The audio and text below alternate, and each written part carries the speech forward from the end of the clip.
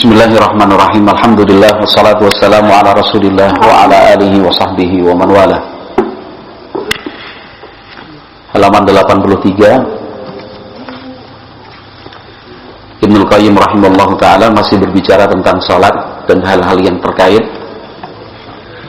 Qala rahimahullah faslun fi hadyihi sallallahu alaihi wasallam fi du'aihi fi salatihi.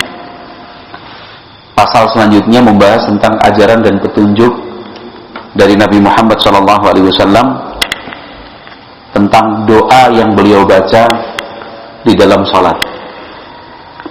Artinya ketika salat ada beberapa titik dan kesempatan yang diriwayatkan di sana Nabi Muhammad SAW berdoa. Doanya apa saja? Qala rahimahullah wa kana sallallahu alaihi wasallam yad'u fi salatihi fayaqulu, dulu Nabi Muhammad sallallahu alaihi wasallam berdoa ketika salat. Di antara yang beliau baca, Allahumma inni a'udzubika min azabil qabri wa a'udzubika min fitnatil masihid dajjali wa a'udzubika min fitnatil mahya wal mamati. Allahumma inni a'udzubika minal maghrami wal ma'thami. Dalam riwayat disebutkan ini doa dibaca sebelum salam, setelah tasyahud akhir. Ini yang beliau baca. Beliau berdoa, ya Allah, artinya sesungguhnya aku memohon perlindungan kepadamu dari azab kubur. Aku pun memohon perlindungan kepadamu dari ujian Al-Masih Dajjal. Aku pun memohon perlindungan kepadamu dari berbagai macam cobaan kehidupan dan kematian. Ya Allah, sesungguhnya aku memohon perlindungan kepadamu dari hutang dan dosa. Ya. Ini dibaca oleh Nabi SAW di penghujung salat. Ya. Mau ditambahkan dengan doa yang lain pun boleh dan bebas sesuai dengan kondisi dan keadaan yang berdoa. Namun apa yang beliau baca dalam doa ini sudah sangat luar biasa karena terkait dengan hal-hal yang cukup besar dan berat. Ya. Azab kubur, dajjal, ya kan, ujian kehidupan dan kematian, lalu hutang dan dosa. Itu kan inti dari berbagai problematika kehidupan. Wa kana yaqulu fi salatihi aidan. Demikian juga diriwayatkan bahwa ketika salat Nabi Muhammad berdoa, Allahumma ighfir li dzanbi wa wassi' li fi dari wa barik li fi ma razaqtani. Ini dibaca kapan? Boleh sebelum salam, ketika sujud pun silahkan. Ya. Apa itu? Bunyi doanya, Allahumma ighfir li dzanbi, ya Allah ampunilah dosa-dosaku, wa wassi' li fi dari, berikanlah kelapangan dan keluasan di tempat tinggalku. Ini penting doa yang beliau baca karena banyak orang tinggal lalu mengalami dan merasakan seakan-akan sempit ya. Padahal rumahnya luas, panjang dan lebarnya cukup, bukan cuma ruangan dalam, bahkan ada area di luar rumah, tapi rasanya rumah itu sempit sekali. Namun bagi mereka yang diberi kelapangan dan keluasan, kalaupun ukuran rumah terlihat kecil bagi orang sempit, tapi lapang. Kenapa? Karena lapang dan sempitnya tempat sangat dipengaruhi oleh lapang dan sempitnya hati. Ya, mereka yang bisa berpikiran luas, kemudian hatinya lapang, ya di tempat yang paling sempit dan kecil sekalipun tetap saja dia mengalami lapang dan luas. Tapi kalau sudah hatinya sempit, pikirannya cupet, ya walaupun dia berada sendiri di tengah lapangan bola, ya tetap aja hatinya terasa sempit. Qala wa barik li fi ma razaqtani. Ya Allah, berkahilah rizki yang engkau berikan untukku. Ini juga doa yang penting, ya. Memohon keberkahan rizki. Wa kana yaqulu fi sujudih Dan disebutkan dalam riwayat Nabi Muhammad SAW berdoa saat sujud, Rabbi a'ti nafsi taqwaha wa zakkiha anta khairu man zakkaha anta waliyuha wa maulaha. Wahai Rabbku, berikanlah ketakwaan untuk jiwaku, sucikan jiwaku, Engkau adalah sebaik-baik zat yang mensucikan jiwa, Engkau adalah pemilik dan pelindungnya. Doa-doa yang memperlihatkan seorang hamba yang sangat bergantung kepada Allah Subhanahu wa ta'ala. Dan doa-doa semisal, kata beliau, waqad taqaddama dzikru ba'dhi ma kana yaqulu fi ruku'ihi wa sujudihi wa julusihi wa i'tidalihi fi ruku'i. Dan kita sudah mempelajari beberapa doa atau zikir yang dibaca Nabi ketika ruku', saat sujud, duduk di antara dua sujud, dan saat i'tidal bangkit dari ruku'. Itu sudah dibaca sebelum-sebelumnya. Itu beberapa doa dan zikir yang kemarin sempat ditanyakan oleh Mas Bayu. Baik. Dan boleh kita tambahkan untuk doa-doa yang lain, misalkan dalam sujud, ya, kita juga berdoa, misalkan Rabbi la tuzigh qalbi ba'da idh hadaitani wa hab li min ladunka rahmah innaka antal wahhab. Ya. Kita mengatakan Rabbi habli, ya kan? Minas sadiqin, misalkan. Boleh kita minta kepada Allah Subhanahu wa ta'ala, Allahumma inni a'udzubika minal hammi wal hazan wal ajzi wal kasal wal jubni wal bukhl wal dhala'idain wa ghalabatir rijal. Boleh. Nah, namun kata Ibnu Qayyim, wa mahfudhu fi adiyatihi sallallahu alaihi wasallam fi salati kulliha bilafzil ifrad.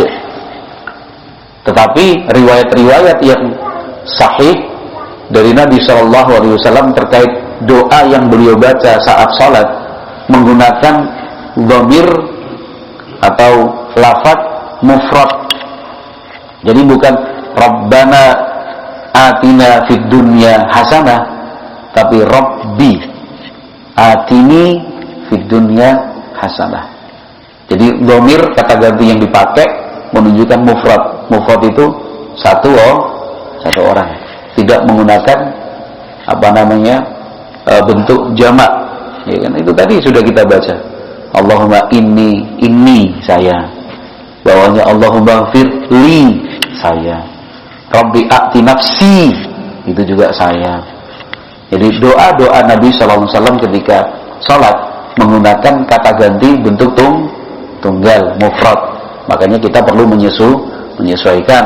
Itu pentingnya belajar bahasa Arab dan nahwu. Wallahu a'lamu bis-shawab. Qala rahimallahu ta'ala faslun fi hadihi sallallahu alaihi wasallam fi mura'ati ahwalil ma'mumin ma'a kamali iqbalihi wa qurbihi minallahi ta'ala wa huduri qalbihi baina yadayhi. Di dalam pasal ini Ibnu Qayyim rahimallahu ta'ala menerangkan tentang petunjuk dan ajaran Nabi sallallahu alaihi wasallam agar memperhatikan kondisi makmum, ya. Bersamaan dengan itu, Nabi Shallallahu Alaihi Wasallam mengajak kita untuk benar-benar utuh sempurna menghadap Allah, mendekat kepadanya, menghadirkan hati di hadapannya. Nah, ini dua hal selalu dipertimbangkan oleh Nabi Muhammad Shallallahu Alaihi Wasallam ketika salat. Salat bagaimana sekhusyuk mungkin, kemudian sedekat mungkin, setenang mungkin. Tapi bukan berarti tidak peduli, tidak tanggap dengan kondisi makmum atau situasi saat itu, bukan. Ada beberapa situasi dan kondisi yang memang mengharuskan fokus imam diarahkan ke sana juga. Tidak hanya konsentrasi di dalam salat, tapi ada kejadian-kejadian yang mengharuskan terus, oh iya ini juga dipikir, ini juga harus dilakukan. Namun tidak mengurangi kekhusyuan salat dan tidak merusak hadirnya hati di hadapan Allah Subhanahu wa taala. Bagaimana? Coba kita baca. Qala rahimallahu taala wa kana sallallahu alaihi wasallam idza qama fi sholati taqta'a ra'sahu. Nabi Muhammad SAW itu kalau sudah mulai salat itu beliau menundukkan kepala. Dalam sebuah riwayat disebutkan pandangan itu diarahkan ke tempat sujud, tidak kemana-mana, tidak ke kanan, tidak ke kiri, apalagi ke atas. Tidak juga merem, ya, tidak juga memejamkan mata. Apalagi kalau diyakini dengan memejamkan mata itu bisa membantu kekhusyuan. Oh, itu tidak ada dasar hukumnya. Kenapa? Justru riwayat-riwayat yang ada menunjukkan Nabi Muhammad SAW ketika sholat itu mengarah pandangannya ke tempat sujud. Zakarahul Imam Ahmad rahimahullah. Itu diterangkan oleh Imam Ahmad rahimahullah. Wa kana sallallahu alaihi wasallam fi tasyahhudi la yujawizu basaruhu isyaratahu wa qad taqaddam. Ketika tasyahud, arah pandangan Nabi sallallahu alaihi wasallam itu tidak akan meninggalkan jari telunjuknya sallallahu alaihi wasallam. Artinya apa? Kalau sedang tasyahud, yang dilihat itu jari telunjuk, bukan lagi tempat sujud. Itu dalam kondisi tasyahud. Selain tasyahud, ya sudahlah, lihatlah ke arah tempat sujud. Wa kana qad ja'ala Allahu qurrata 'ainihi wa na'imahu wa sururahu wa ruhahu fis shalah.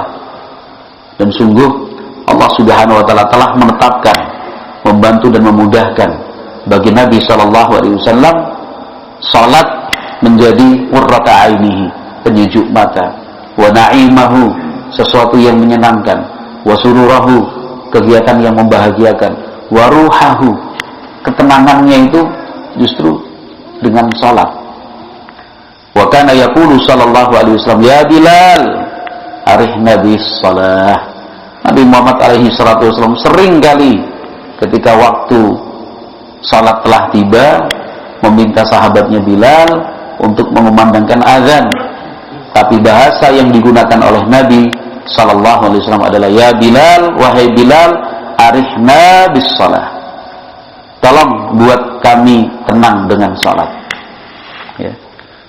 Wa kana yaqulu, beliau juga bersabda, ju'ilat qurratu 'aini fis shalah. Salat itu telah dibuat menjadi penyejuk mataku. Senang jadi. Qurrat 'aini itu penyejuk mata. Artinya apa? Mata itu kan juga menggambarkan hati. Makanya orang kalau sedang sedih menangis. Kalau sedang kacau pikirannya, matanya nggak fokus, ya. Tapi kalau sedang senang berbinar-binar matanya, terang, bening. Jadi kalau sudah menjadi penyejuk mata, itu berarti menunjukkan hatinya juga senang dan bahagia. Wa ma'a hadza lam yakun yashghaluhu ma huwa fihi min dzalika an mura'ati ahwalil ma'mumina wa ghairihim. Walaupun demikian, kata Ibnu Qayyim, bukan berarti beliau acuh tak acuh, bukan berarti beliau tidak peduli dengan kondisi makmum atau situasi saat itu. Bukan demikian. Oh, saking khusyuknya dalam salat itu sampai nggak tahu dan tidak tanggap dengan kondisi dan lingkungan sekitar. Bukan seperti itu. Ma'a kamali iqbalihi wa qurbihi minallahi ta'ala wa huduri qalbihi baina yadayhi wa ijtima'ihi alaihi. Nabi Muhammad itu iqbalnya menghadap Allah itu sempurna. Mendekatkan diri, usahanya pun sudah sangat istimewa. Hati dihadirkan, ya, bersatu, berkumpul di sana di hadapan Allah Subhanahu wa taala.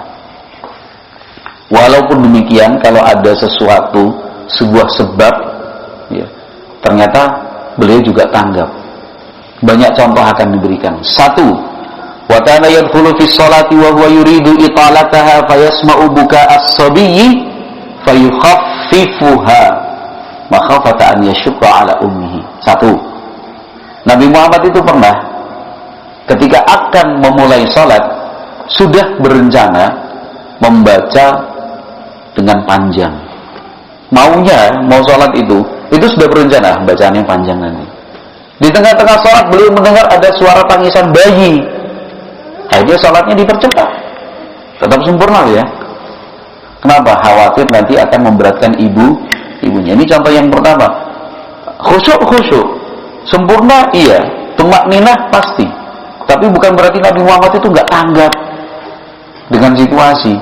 Nabi Muhammad luar biasa. Dengar suara tangisan bayi yang tadi rencana mau baca panjang, diringankan. Satu, dua.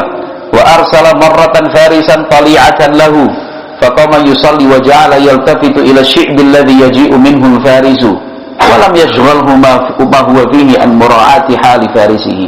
Nabi Muhammad itu pernah dalam suatu perjalanan, ya, itu mengutus satu orang penunggang kuda sebagai pasukan. Terus ada satu yang disuruh maju duluan untuk ngecek situasi.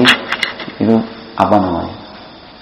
Bukan intel lah, rintis, ya gitu, itulah ya. Jadi untuk sebuah keperluan Nabi Muhammad mengirim dan mempercayakan seorang sahabat dengan berkuda menjadi seorang perintis. Artinya ini kan mau ke sana, ya kan? Jalan di sana aman apa enggak? Ada musuh apa enggak? Itu berjaga-jaga di tempat yang lebih tinggi dan seterusnya. Itu namanya faris yang menjadi tali'atan lahu. Setelah diperintahkan berangkat. Kemudian Nabi Muhammad salat. Dalam salatnya itu ja'ala yaltafitu ila syi'bil ladzi yaji'u minhu al-faris. Dalam salat itu Nabi Muhammad melirik ke arah bukit yang besar kemungkinan penunggang kuda itu nantinya akan datang dari arah sana. Ditunggu-tunggu. Kalau kita istilahnya, mana nih kok gak datang-datang? Itu sholat loh. Kok belum datang juga? Kenapa? Karena perhatian dengan sahabatnya itu. Sholatnya tetap khusyuk, tapi tanggap dengan situasi dan kondisi. 2, 3. Wa kadzalika kana yusallil fardhu wa huwa hamilun Umamah binti Abil As ibni Rabi ibnata bintihi Zainab ala atikihi. Nabi Muhammad salat wajib itu sambil menggendong cucunya yang bernama Umamah bintu Abil As ibni Rabi, anak perempuan atau cucu perempuan dari anaknya yang bernama Zainab. Itu digendongnya di mana? Ala atikihi, di atas pundak begini. Idza qama hamalaha. Kalau Nabi Muhammad salat, kalau Nabi Muhammad berdiri itu digendong. Wa idza raka'a wa sajada wada'aha. Kalau mau rukuk mau sujud diambil diletakkan. Padahal Nabi Muhammad itu adalah orang yang paling khusyuk dalam salat. Tapi untuk beberapa keperluan, sesuatu yang terjadi, bukan kemudian beliau menutup diri, ya kan? Boleh yang seperti itu. Itu 3, 4. Wa kana yusalli fayaji'ul Hasanu awil Husainu fayarkabu dhahrahu fayutilus as-sajdah karahiyata an yulqiyaha an dhahrihi. Nabi Muhammad pernah sholat dalam keadaan sujud, datang cucunya Al-Hasan atau Al-Husain naik di atas punggungnya Nabi, sujud loh, sujud, sedang sujud terus ada cucunya main-main di atas punggungnya, fayutilus sajdah, akhirnya sujudnya lama sekali. Sampai ada seorang sahabat yang terus ngangkat kepala, ada apa sih? Bukan karena tidak sabar, khawatir jangan-jangan Nabi Muhammad ada yang mencelakai. Tapi pas naik lagi nih, ternyata ada cucunya. Balik lagi. Nah, kenapa? Karahiyata an yulqiyahu an dhahri. Khawatir kalau beliau bangkit dari sujud untuk duduk, terus cucunya terlempar terjatuh. Ini Rasulullah Shallallahu Alaihi Wasallam orang yang paling khusyuk, tapi tetap tanggap. Sudah berapa itu? 4, 5. Qala wa kana yusalli fataji'u Aisyatu min hajatiha wal babu mughlaqun fayamshi fayaftahu lahal bab thumma yarji'u ila musallahu. Nabi Muhammad alaihi salatu wasallam salat, Aisyah istrinya datang karena ada keperluan, pintu masih terkunci. Nabi Muhammad kemudian jalan membukakan pintu buat istrinya, kembali lagi ke tempat sholat. Itu akan tergambar begini. Kalau kita mengerti ini dulu tempat sholatnya Nabi di Masjid Nabawi, rumahnya Nabi Muhammad pas di situ, berdempetan dengan masjid. Jadi waktu itu Nabi Muhammad sholat, Aisyah datang karena ada suatu keperluan, mau masuk nggak bisa karena pintunya terkunci atau tertutup. Nabi Muhammad jalan geser, bukakan pintu biar istrinya bisa masuk. Setelah istrinya masuk Aisyah, beliau kembali ke tempat sholat. Itu tidak membatalkan sholat. Wa kana yaruddus salama bil isyarati ala man yusallimu alaihi wa huwa fis shalah Yang keenam, Nabi Muhammad SAW itu kalau ada yang mengucapkan salam padahal beliau sedang sholat, beliau jawab tapi bukan dengan salam, tapi dengan isyarat tangan. Ya. Misalkan Mbahmu sholat di sini, ya kan, sudah Allahu Akbar. Terus ada santri lewat dari sana, Assalamualaikum. Ya. Mbahmu menjawab tapi dengan tangan. Kalau dari arah kanan ya cukup seperti itu.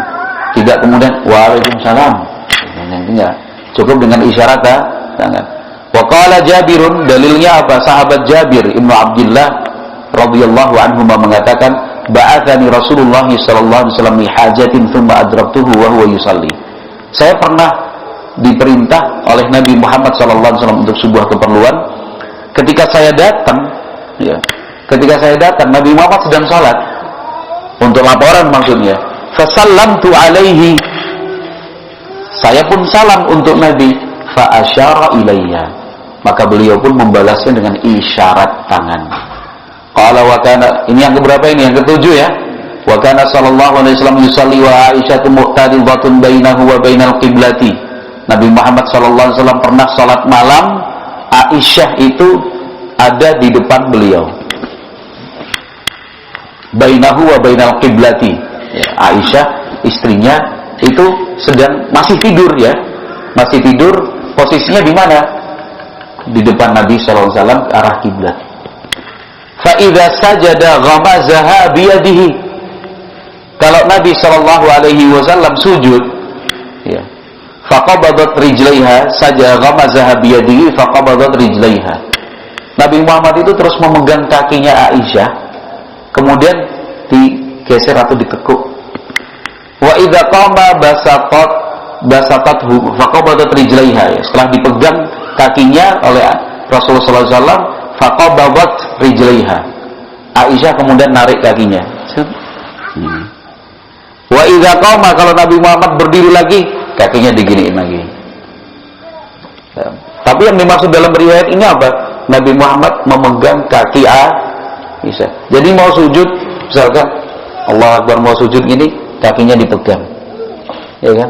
Setelah kakinya dipegang, kakinya ditarik sama Aisyah sehingga bisa sujud. Tapi kalau sudah selesai sujud, Nabi Muhammad berdiri, kakinya Aisyah dijulurkan lagi. Gitu. Itu di rumah dalam salat malam. Qala wa kana sallallahu alaihi wasallam yusalli faja'ahu asy-syaitanu liyaqta 'alaihi salatahu fa akhadhahu fa khanaqahu hatta sala lu'abuhu 'ala yadihi. Pernah Nabi Muhammad salat, datang setan ingin memutus salat. Ditangkap sama Nabi, dicekik lehernya sampai air liurnya itu membasahi atau mengaliri tangan Nabi sallallahu alaihi wasallam. Dicekik sama Nabi sallallahu alaihi wasallam. Dicekik lehernya terus apanya? Air liur lah atau air ludah gitu ya. Itu sampai dicekik sama Nabi.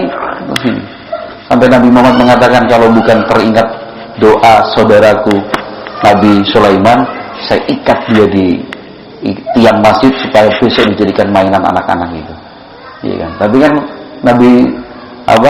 Nabi Sulaiman sudah berdoa, Rabbi habli mulkan la yanbaghi li ahadin min ba'di. Ya Allah, berikanlah aku kekuasaan yang tidak lagi Engkau berikan kepada orang setelahku nanti.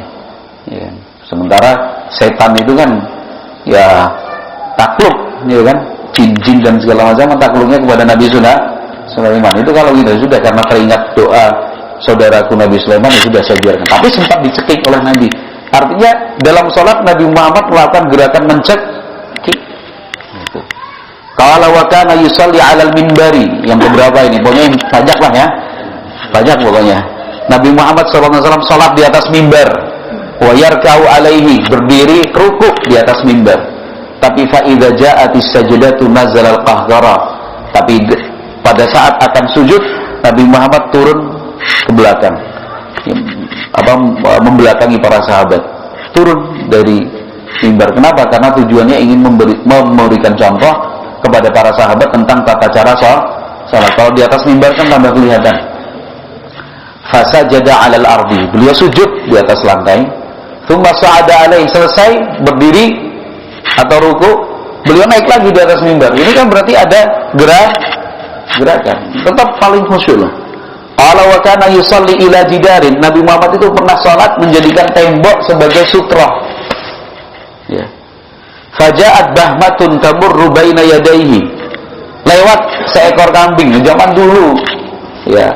Dulu kan Masjid Nabawi itu tanpa dinding loh. Tanpa dinding. Jadi biasa kambing cempe itu masuk misalnya. Nabi Muhammad salat menghadap ke dinding. Terus ada hewan kecil ya kayak cempe begitu ya. Itu akan lewat di depannya. Famazala yudari'uha hatta lasaqa batnahu bil jidar. Nabi Muhammad tidak membiarkan lewat di depannya, tapi Nabi Muhammad maju bahkan sampai lasaqa batnahu bil jidar. Itu menempelkan perut di dinding. Jadi misalkan sedang sholat begini, kalau ada yang mau lewat ini, Nabi Muhammad maju gini. Itu sampai hewannya yang melintas dari belakang, baru Nabi Muhammad kembali lagi. Itu gerakan nggak itu? Gerakan.